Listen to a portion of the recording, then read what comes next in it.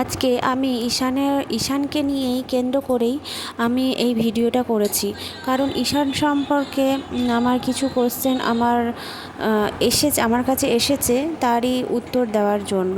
তোমরা বলবে যে আমি ঠিক বলছি কি না, শুধু আমাকে একটু গাইড করো তোমরা যারা আমার মতো মানে একদম প্রথম সন্তানের মা, যারা সদ্য বাচ্চাকে বড় করছো, তাদের কাছ থেকে আমি এই গাইডেন্সটা চাইছি। আজকে আমার ঈশানের ভিডিও দেখে ওর বাবার পরিচিত একজন জিজ্ঞাসা করেছে যে ঈশান কি ফর্মুলা খায়। তো ওর বাবা বলেছে না, আমার ছেলে কোনো ফর্মুলা ফিট করে না, ও বেস্ট ফিট করে। তো সে বলেছে যে সে বিশ্বাস করেনি। তো যাই হোক, আমার একটাই প্রশ্ন যে তার কি দেখে মনে হলো যে ঈশান ফর্মুলা ফিট করে বা বেস্ট ফিট শুধু করতে পারে না।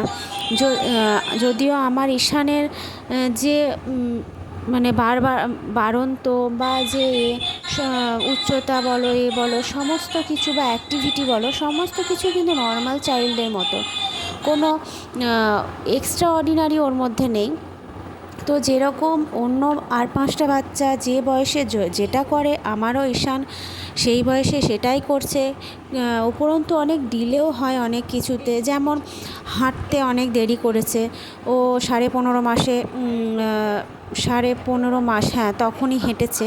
তো ওকে নিয়ে আমার অনেক চিন্তা, প্রচুর চিন্তা। ওকে খুব ইয়ের মধ্যে রেখে আমাকে মানুষ করতে হয়। কিন্তু তোমরাই বলো, একটা বাবার কাছে যদি তার বাচ্চার খাওয়ার সম্পর্কে জিজ্ঞাসা করা হয় তো কীরকম লাগে? তখন মনে হয় না যে আমার বাচ্চাটা কি আনহেলদি, আমার বাচ্চাটা কি এত বেশি মানে অন্যদের থেকে আলাদা, এত চোখে লাগছে, এইরকম মনের মধ্যে কোনো আশঙ্কা জন্মায় না? সত্যি বলো।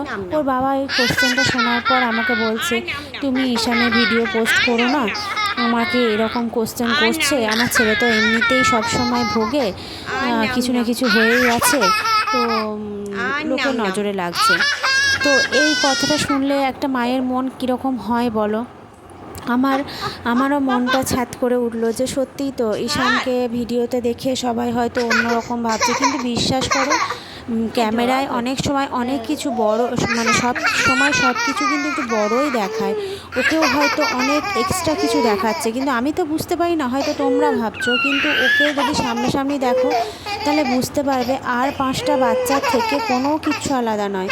আর আমার যে ভিডিও যারা দেখছো তাদেরকে আমি একটা কথাই বলি, ঈশান কিন্তু কোনো রকম এক্সট্রা কিছু খায় না, কারণ ও খেতে পারে না। ও সম্পূর্ণ বাঙালি একটা বাচ্চার মতো মানুষ হয়।